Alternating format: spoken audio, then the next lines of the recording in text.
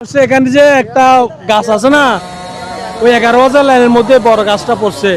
পড়ার পর আমরা দিনের 12টার দিকে গাছটা পড়ছে।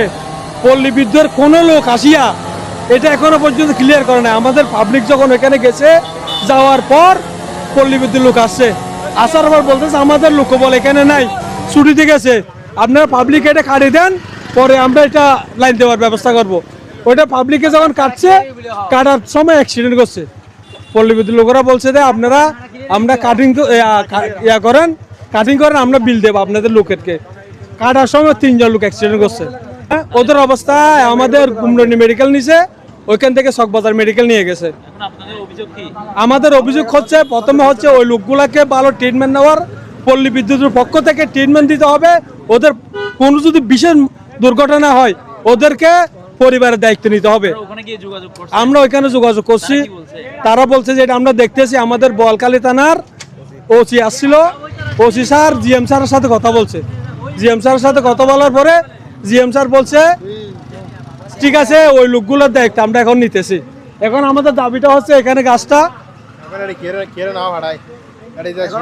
এখনো পর্যন্ত, এখন রাতের 11টা বাজে, কি রাত্রে 9টার দিকে অ্যাক্সিডেন্ট হয়েছে।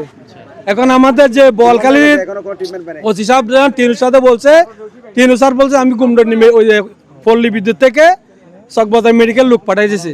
এখন পল্লী বিদ্যুৎ লোক, এখনো পল্লী বিদ্যুতের পক্ষ থেকে মেডিকেলের মধ্যে কোনো লোক পাঠায় না।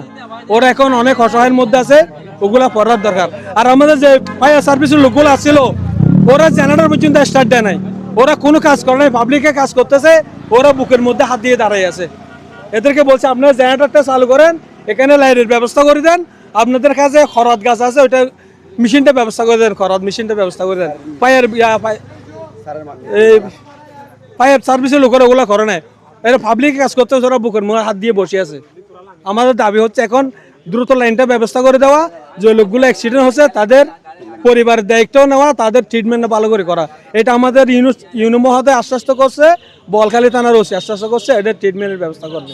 এখন আমরা সবাই বসে আছি আমাদের লাইনটা দেওয়ার জন্য।